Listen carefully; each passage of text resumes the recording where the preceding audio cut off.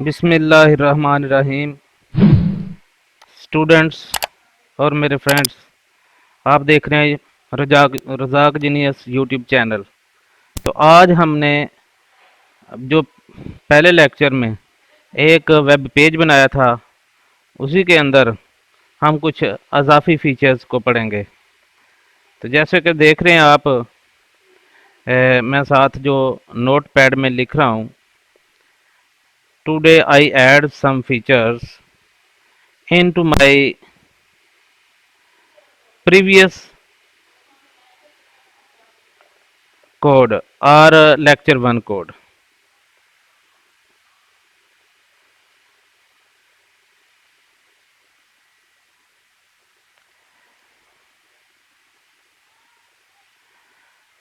तो इसमें हम तकरीबन 4 चीज़ें आज सीखेंगे। पहली चीज़ ये सीखेंगे कि वो जो हमने वेब पेज बनाया था, उसकी बैकग्राउंड पर एक कलर लगाया था। तो मैंने आपको बताया था कि कलर आम तौर पर जो होते हैं, कलर के कोड इस्तेमाल होते हैं। तो कोड हासिल करने के लिए हम अडोब फोटोशॉप की मदद से उसका कोड कलर का निकालेंगे और वो हम अपने पेज में लगाकर उसकी बैकग्राउंड का कलर लगाएंगे। दूसरा काम हम ये करेंगे कि जो हेडिंग हमने लगाया था, इस दफ़ा हम 6 के 6 हेडिंग को इकट्ठा दिखाएंगे और देखेंगे कि इनका आपस में क्या डिफरेंस है।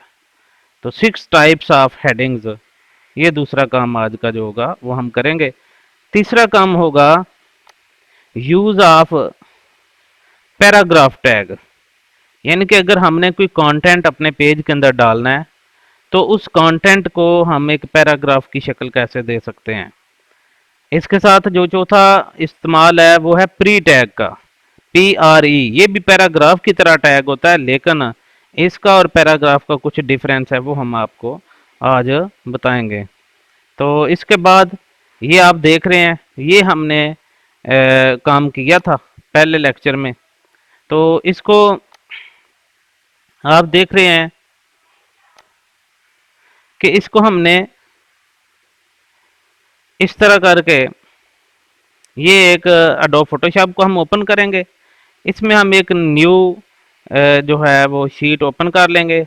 ओपन करने के बाद उसके अंदर हम एक रेक्टेंगल ड्रा कर लेंगे।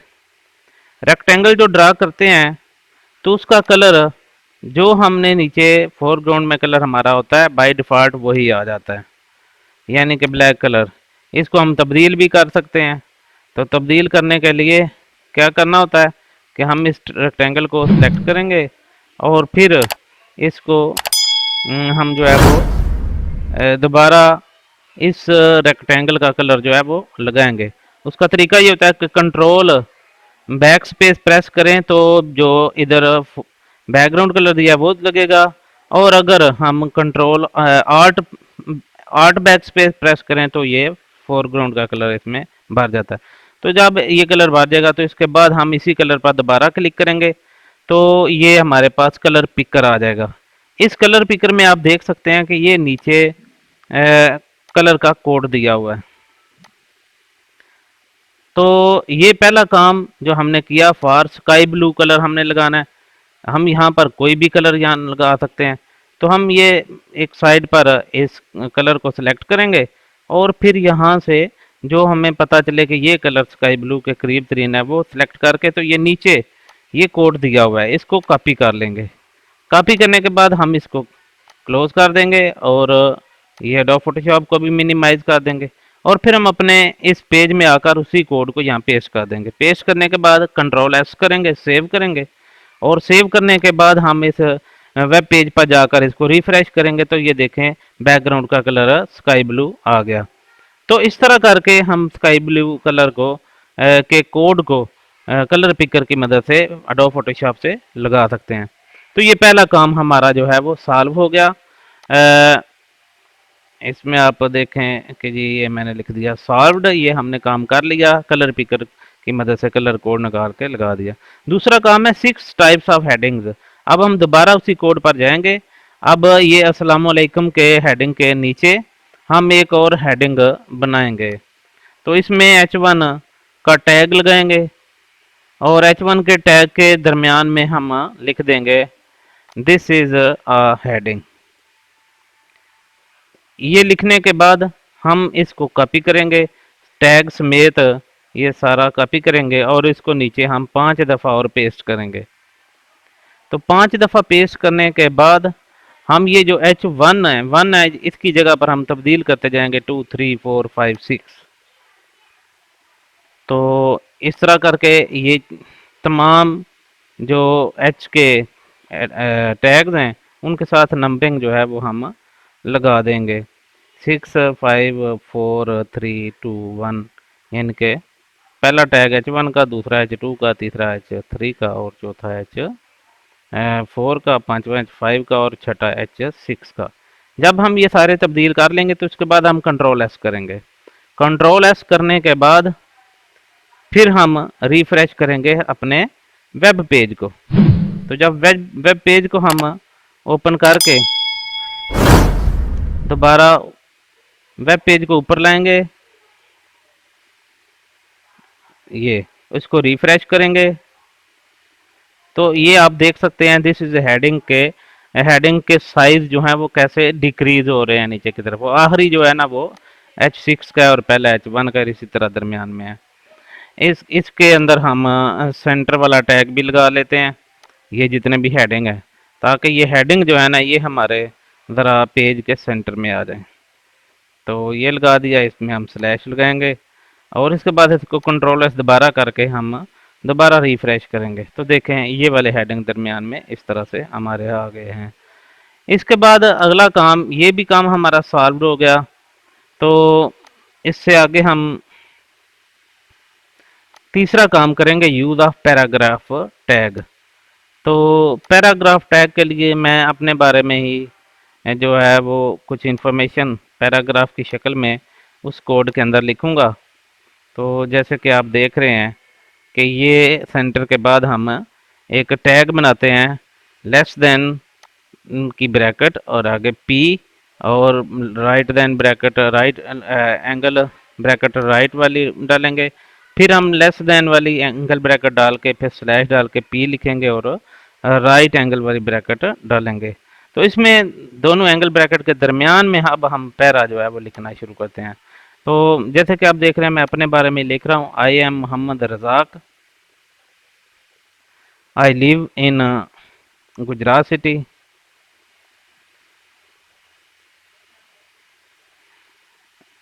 तो यहाँ पर कोई डमी हम पैरा भी लगा सकते हैं, लेकिन मैंने सोचा कि मैं अपने बारे में ही इंफॉर्मेशन दूं ताकि मैं अपने आप को इंट्रोड्यूस करा सकूं।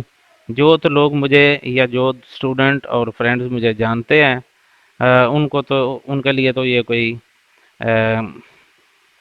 इतना खातिर है, इसका फ़ायदा नहीं है।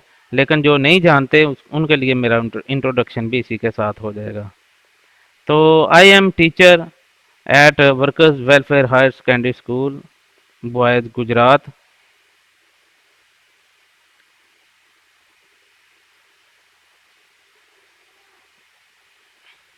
इसके बाद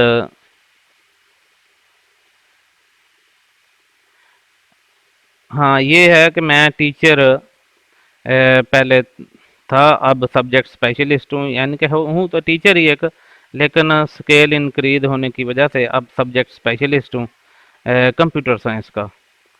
तो लिहाजा वो मैंने एडिट करके दोबारा कर दिया सही। तो इसके बाद आगे देखते जाएं, मैं अपनी इंफॉर्मेशन मज़ीद डालूँगा। आई एम आल्सो हाँ my higher degrees are master in information technology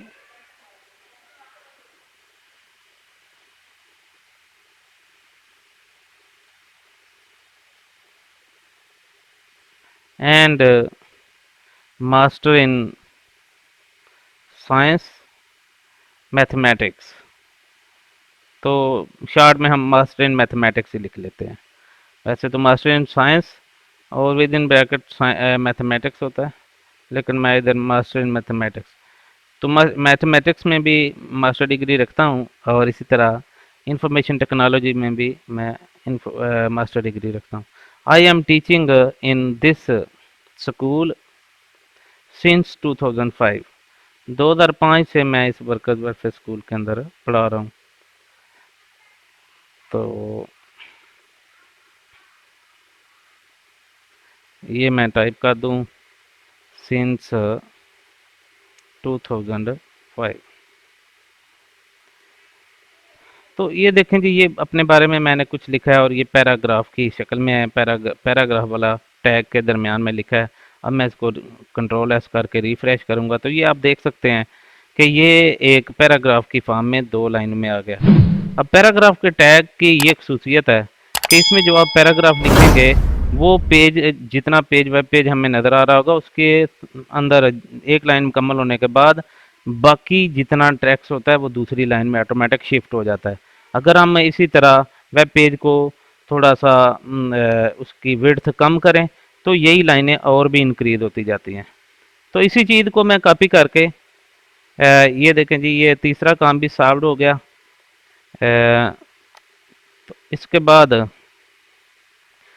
जो यूज़ ऑफ प्री टैग है वो हम करेंगे और प्री टैग का इस्तेमाल आपको बताएंगे।